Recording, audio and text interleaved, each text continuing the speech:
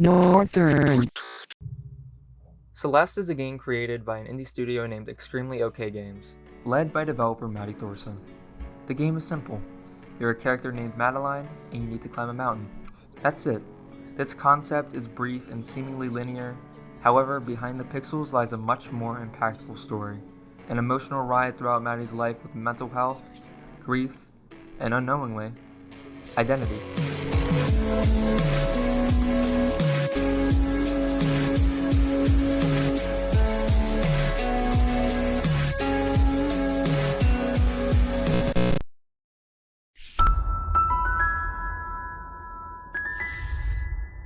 Before the game starts, it allows us to name the character ourselves. You can also change your character's name at any time you want, though it's only possible by going directly into the game's files and changing the file's name manually.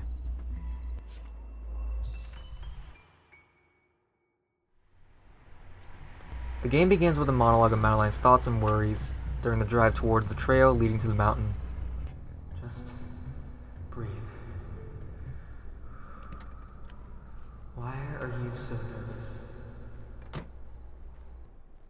She arrives at the trail. This is where the game gives you a basic tutorial of the controls.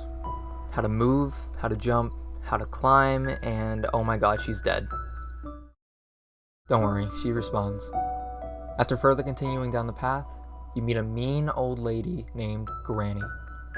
You tell her about the block of ice that fell on you. She laughs obnoxiously, replying, "If my driveway almost did you in, the mountain might be a bit much for you." You disregard her remarks, saying, "Well, if an old bat like you can survive out here, I think I'll be fine." You continue onward. As you run across the bridge, it begins to crumble behind you. You bolt as fast as you can, hopping over gaps that have formed. You leap for the other side, but what remains of the bridge finally collapses. The game teaches you how to dash. You land on the ledge, out of breath from both exhaustion and stress. You can do this. This is only the beginning of this emotional masterpiece by Maddie and her friends, a parallel to mental health through the symbolism of a hike up a magical mountain. The initial fear of your healing journey's beginning, the embodiment of your hateful inner voice, the moments where you hit rock bottom. However, this platformer provides more than just stories to follow. A big example of this is in Chapter 4. Madeline has a panic attack, and the character beside her provides a useful tip when calming down. My grandpa taught me a trick for this. Close your eyes. Picture a feather floating in front of you. See it? Okay. Your breathing keeps that feather floating.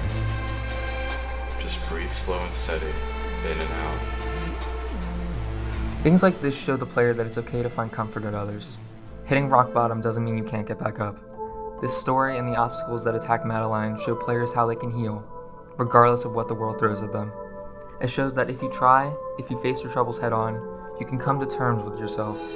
And, after Madeline reached the top of the mountain and accepted this other part of herself as a core piece to her puzzle, it seems Maddy Thorson did too. Following the release of Celeste in January of 2018, work began on a free DLC named Farewell, which was then let out to the public in September of 2019. It follows Madeline and part of her down her journey of coping with the loss of her dear friend Granny. It shows Madeline's belief that she's still out there, following the bird who followed her during her journey up Celeste Mountain. It shows her anger, lashing out at part of her. It shows acceptance, coming to terms with the loss of Granny, and looking back at old memories to laugh about. All of this was a representation of grief. Behind the scenes though, that isn't all that this chapter was about. During a certain scene at the end of Farewell, when Madeline finally wakes up to a call from her boyfriend Theo, there are little hints about Madeline's identity. Little pride flags can be seen at Madeline's desk, one being the rainbow flag and the other being the trans flag. Earlier on in the scene, pills are visible on Madeline's nightstand.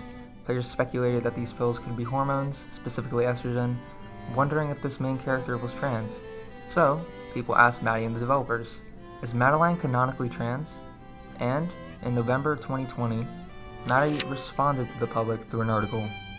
Well, yeah, of course she is.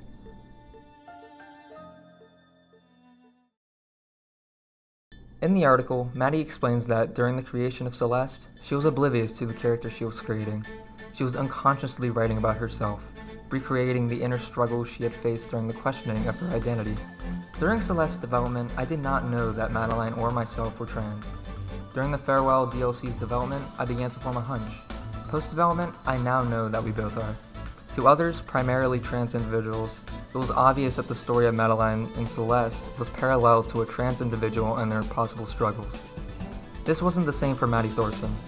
When Madeline looks in the mirror and sees her other self, when she attempts to abandon her reflection, who then drags her down the mountain, when the two reconcile and merge to become stronger and more complete, that was all unknowingly written from a trans perspective. But, instead of explicitly stating this part of Madeline in the game, Maddy and her friends took a different approach. We discussed this when writing Farewell, and our conclusion was that we wanted to afford Madeline privacy. That yes, maybe she was trans, but that it really wasn't any of ours or the player's business. She is a woman, a human being, and that's all we need to know until she decides that she wants to tell us more. Madeline, in Maddy's eyes, was as much of a person as she and her friends were. These sensitive aspects of herself deserve to be allowed the privacy that would be allowed to those in the real world.